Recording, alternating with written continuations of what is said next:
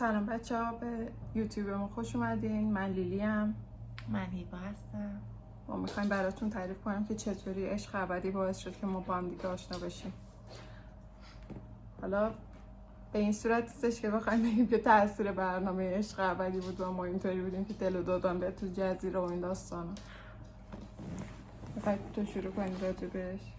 آره، با این حال که مسئله عشق ابدی فصل یکش تموم شد و خب خیلی دراما داشت، حالا همچنان فکر میکنم یه سری دراماش باقی مونده، ولی کلا این برنامه باعث شد که اونایی که فکر میکنن هم فکر بودن و هم نظر بودن و هم دیگه نزدیک بشن و این مسئله بود که برای من و لیلی هم پیش اومد و آشنایی ما سر قضیه رفتار سیاوش با ترانه بود و من خیلی عصبانی شده بودم اون تایم. اولا که اینجوری بودم که خب اوکی، من این برنامه رو نمیخوام ببینم به هر حال، ولی خب رفته واقعا همه دیدنش و اینقدر درامای زیاد بود، منم اینجوری بودم که باید ببینم چه خبره و اول تیکه حالا تیکه‌هاشو توی فضای مجازی میدیدم که بعدش دیگه رفتم و اینجوری بودم که فایده نداره، من باید از صفر شروع کنم اینو ببینم. و خب میخوای حالا اینطوری بودش که من خودم این برنامه رو نمیدیدم، یه سری تیکه هاشو میدیدم که دیگه وقتی دعواشون خیلی بالا گرفت و اون فیزیکال شدن و اون برخورد فیزیکی که سیاوش کرد باعث شد که من بشینم ببینم اون قسمت رو. بعد اینطوری بودم که خب من تو پیجم نه چیزی میذاشتم نه از خودم عکسی بود و اصلا مهم نبود. اینطوری بودم که خب بذار 2 استوری هم بذارم که بگم چقدر به نظرم این کاری بود که اصلا خیلی مثلا اینطوری بودم که تو چرا باید بیای توی برنامه لایو، توی یه برنامه لایو نه ببخشید برنامه تلویزیونی و بخوای مثلا همچین کاری انجام بدی و بخوای مثلا علنا زن ستیزی کنی و بهش مفتخر باشی، به خاطر اینکه هیچ وقت عذرخواهی نکرد از ترانه و این شکلی بود که من عذرخواهی میکنم اگر شما فکر میکنید من از شما عذرخواهی میکنم. یعنی همچنان یک آدم خودشیفته همچنان داره ادامه میده و اصلا نپذیرفته که اشتباه کرده و یا حتی هنوزم که هنوزه و اینطوری هم که چطوری یه انسان میتونه مثل تو باشه. خیلی عجیبه، واقعا عجیبه که یه معذرت خواهی چرا انقدر برات سخته، چه اتفاقی میفته. و من حالا یه سری استوری گذاشتم و حتی چکم نمیکردم که آیا مثلا این استوریایی که من الان میذارم کسی مشکلی داره، کسی مثلا ناراحت میشه، چیزی میگه. همینطوری میذاشتم و این داستانا. هیوا تو پیجم بود، اینو وایسا بگم، و من اصلا نمیدونستم هیوا رو فالو دارم. اینطوری بودم من نمیدونستم که فالو دارم. حالا از این ور من خیلی عصبانی شده بودم از این قضیه و این شکلی بودم که چطور هیچ کدوم از خانمای اون جمع حداقل، به خاطر اینکه خب خانم‌ها خیلی بیشتر از آقایون مورد خشونت خانگی قرار میگیرن. حالا نمیخوام بگم که آقایون نه، ولی خب دیگه میدونیم واقعا ما خانم‌ها خیلی حتی توی خیابون هم ما مورد خشونت قرار میگیریم، حالا چه لفظی چه فیزیکی، امکانش خیلی زیاده. من این شکلی بودم که چطور هیچ کس اونجا هیچ ریاکشنی نداد و همه اینجوری بودن که سیاوش آروم باش، سیاوش تو رو خدا خودتو بگیر. اصلا درک نمی‌کنم. یعنی حتی اگه ترانه بدترین کار دنیا رو کرده بود توی اون اپیزود یا بدترین آدم روی زمین بود، تو حق این که بخوای خشونت به خرج بدی و نداشتی. حالا چه بسا که صدا تو بری بالا و با یک مشت زد روی میز، دستشو کوبید روی میز و یک شوکی وارد شد و به کارت افتخار کنی. و همچنان اینجوری باشه که من اشکشو در آوردم و خوب کاری کردم. حالا من به شخص برای من به شخص واقعا خیلی حس بدی داشت، چون به هر حال هر کسی یک تجربه‌ای داره و خب منم یاد یه سری تجربه‌ای افتادم که حالا تو سنین کم داشتم. حالا بزرگترها دعوا می‌کردن، جوون بودن، داییام و اینا با هم دعواشون میشد. واقعا حالم بد شد و این شکلی بودم که چطور یه نفر میتونه اینقدر راحت یه نفر مورد خشونت قرار بده و بهش مفتخر باشه. و علاوه بر اینکه صحبتی نشد راجبش توی خود برنامه و توی خود برنامه به این آدم اخطاری ندادن، خارج از برنامه هم اینطوری بودش که خیلی از کسایی که من میشناختم وقتی کلی ادعا داشتن هیچ حرفی راجع به این قضیه نزدن، یا اینکه خیلی کم راجع بهش صحبت کردن. چرا؟ چون فکر میکردن که اصلا صحبت کردن راجع به همچین برنامه‌ای، چون که برنامه خیلی مثلا لولش پایینه، سطح ساختش پایینه، راجع بهش صحبت، پس بیاین راجع بهش صحبت نکنید، اصلا نبینید. میدونی از اون ور بوم فلسفی بودن وقتی آدم میفته میشه همین که تو بخوای بگی که خب بیا همچین چیزی رو نادیده بگیریم، کلا خود این برنامه رو حذف کنیم. این اشتباهه به نظر، یعنی از نظر من اشتباه. حالا ولی خب من دیگه استوریا رو گذاشتم و هیوا استوریا رو دید. حالا من نمیدونم چه حسی میده. من کلا به خاطر اینکه خودم خیلی عصبانی شده بودم و این شکلی بودم که حالا نمیدونم مثلا دیده بقیه قطعا انقدر فکر نمی کردم که انقدر از ترانه دفاع بشه حقیقتش رو بخواید، چون خیلی خوب ازش دفاع شد، یعنی مردم خیلی خوب ازش حمایت کردن. حالا منظورم به هر حال این نیست که ترانه هم آدم پرفکتیه، ولی خب سر این قضیه واقعا حق اینو نداشت که این کار انجام بده و من واقعا عصبانی بودم. یعنی اینجوری بودم که توی خونه راه میرفتم و این شکلی بودم که اگه من اونجا بودم پدرتو رو در میآوردم نشون میدادم. ببین خیلی حالم بد شده بود. بعد دیدم که کسی راجبش صحبتی نکرده و همینجوری رندوم داشتم. تولدم بود.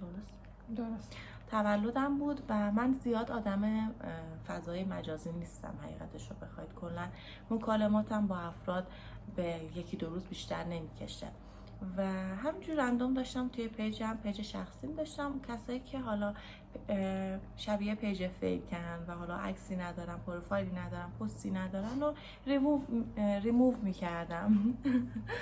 آره افتاده بودم روی این، حالا بعضی موقع چت میزنم روی یه چیزی و همینجوری رندوم که داشتم استوریا رو میدیدم که ببینم حالا متناسب با استوریا اینا رو آنفالو کنم یا نه، دیدم که پروفایل امینم گذاشته بود و بک‌گراندش خردله بود و رنگ خردلی رنگ یکی از رنگ‌های مورد علاقه من یعنی باعث میشه که توجهم جلب بشه. این شکل بودم که چه جالب و وقتی استوریا رو باز کردم دیدم که دقیقاً همون چیزایی که من با دربارش داشتم توی خونه با خودم صحبت میکردم و قبول داره و هم نظره و این شکلی بودم که خب چقدر خوب که یه نفر راجع به همچین چیزی داره صحبت میکنه و فهمیده که قضیه چیه.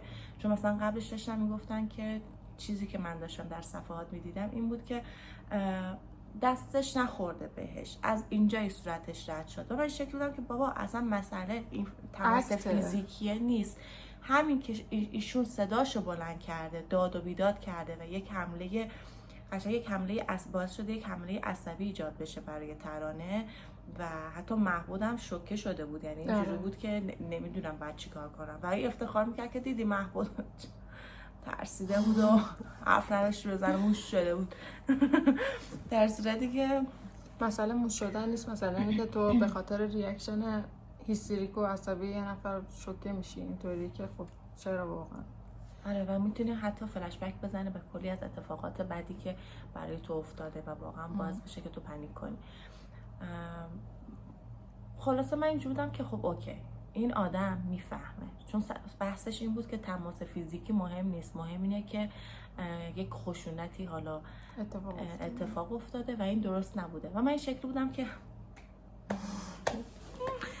فاینالی یکی از فالوورای من فهمیده اینو فاینالی و رفتم توی پیجش که ببینم ایشون که انقدر فهمیده از کیه. دیدم که نه عکسی داره نه هایلایتی داره، هیچی نیست. دقیقاً جزو همون پیجای فیکی بودم که قرار بود آن فالو ریموو بشم. دقیقاً اینجوری بودم که این پیج چقدر فیکه، واسه چی من اصلا اینو دارم و اصلا یادم نمیاد که مثلا سر چی فالو کرده بودم، اصلا چجوری ما پیج همدیگر داشتیم. حالا یه تایمی من پیجم باز بود بعد بستم. حالا اینجوری که خب شاید البته دو طرفه فالو، یعنی هم تو فالو داشتی هم من فالو داشتم. خلاصه نمیدونم دست تقدیر بوده مثل این که دست قضا و قدر. آره این میگذره و من شب تولدم بود و خیلی انرژی داشتم. حالا مثلا اینجوری که خب اوکی بیام ببینم فضای مجازی چه خبرشون، کم پیش میاد که من این حسو داشته باشم. بعد دیدم که همون پروفایل خردلی دوباره نوشته که حرف بزنیم و من این شکل بودم که خب درباره چی میخوای صحبت کنیم؟ درباره مثلا سیاوش که وقتی اینو به من گفت من اول فکر کردم که اوکی این یکی از هوادارهای مثلا پراپا قرص سیاوش اومده با من بحث کنه یا نهایتا اومده به من بگه اصلا چرا این برنامه رو دیدی، چرا فلانه، چرا بیساره، مثلا سطح چیزش پایینه این داستان. دیگه من گفتم ببین میشه لطفا راجع به سیاوش دیگه صحبت نکنی، من نمیتونم دیگه واقعا مخالفت. آره آخه چند تا استوری گذاشته و خیلی شاکی بود و من شکی بودم که نوشته بود صحبت کنیم، میشه بودم که میخوای درباره سیاوش صحبت کنی، چون حس کردم که همچنان ذهنش درگیر سیاوشه. بعد اینجوری بود که نه نمیخوام درباره این صحبت کنم، از خودت صحبت کن. و اون موقع من خیلی انرژی داشتم و یه دنده‌ای دادم، مثلا با اون دنده من و دنده دادن لیلی یه مکالمه خیلی بامزه ایجاد شد و مثلا فرداش شبش به من گفت که منو فردا یادت نره و من بودم که مگه میشه یادت مگه میشه تو رو یادم بره بابا، اصلا ما سالها بوده با هم آشنا بشیم. اینطوری بودم که میشه تو رو خدا منو فردا یادت نره، من از مکالمه با تو لذت بردم، منو یادت نره ها. آره خلاصه اینجوری شد و رفته ما کلا از همون روز هر روز با هم دیگه مکالمه داشتیم، صحبت میکردیم و خیلی خوش میگذشت، چون من اصلا این شکل بودم که خب یه آدمه که فهمیده است، درک میکنه و خب حالا صحبت کردن باشه، دوست شدن باهاش میتونه جالب باشه، چون من 1000 سال یک بار این کارو میکنم. و خب این ادامه داشت شد و خیلی البته خیلی سخت بود برای لیلی، چون من یه مقدار میدونی یکم سخت بودم، مثلا وقتی توی تلگرام صحبت میکردیم و ویدیو مسیج میفرستادیم از اتفاقات روزانه، من نمیفرستادم، اینجوری بودم که الان تو موقعیت و من مجبور شدم که اینطوری بگم که اوکی اگه اینطوریه خب من بذار یه 2 تا ویدیو مسیجی بفرستم که تو میتونی بابتش از من اخاذه کنی، حالا میشه لطفا ویدیو مسیج بفرستی. آره و اینجوری شد که رفته ما الان 6 ماه تقریبا 5-6 ماه که کنار همین و عشق ابدی باعث این شد و یعنی از این جهت اینجوری هم که خب اوکی درسته یک عالمه دراما داشت، ولی باعث شد که من بتونم با یه شخصی که آدم عاقلیه بالغ درک میکنه آشنا بشم و خب خیلی خیلی خوش گذشت این تایم و من خیلی بابتش خوشحالم. منم همینطور و بابتش و ما با هم دیگه سفر رفتیم از عشق ابدی.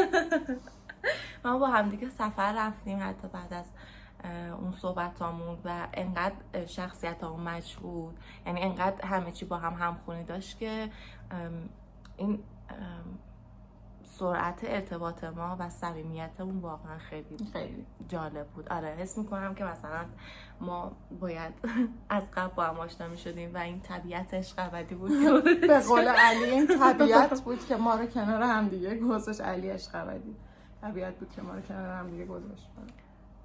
آره و درسته که الان فصل 2 اومده، ولی خب من اصلا کلا دیگه از دراما خدافظی کردم، چون چیزی که میخواستم و از فصل 1 به دست آوردم. خب بچه‌ها خیلی خوشحال شدیم، ما دوست داشتیم این اپیزود راجع به خودمون بگیم. نمیدونم شما مگه همچین تجربه‌ای داشتین با ما در میون بذارین که آیا عشق ابدی تاثیر توی زندگی شما گذاشته یا نه، حالا چه بد چه خوب. و اینکه ما فعلا نمیدونیم که قراره چه محتوایی رو برای شما تولید کنیم، اما اینجور بودم که بیت صرفا راجع به بحث عشق ابدی که داغ بوده صحبت کنی و اینکه چطور باعث شد ما با هم آشنا بشیم، به خاطر اینکه آشنایی من با ایشون خیلی به من کمک کرد. توی یک تایمی بودم که واقعا آشنایی من با ایشون خیلی به من کمک کرد و به نظرم اتفاق خیلی خوبی بود و چون بحثش داغ بود همچنان دوست داشتم که راجبش صحبت کنم که حالا شما هم یه شناختی نسبت به ما داشته باشید و رفته کنار هم دیگه خود خوش بگذرید. بچه‌ها خدا نگهدار. انشالله قسمت‌های بعدی انگار مثلا ما عشق ابدی داریم.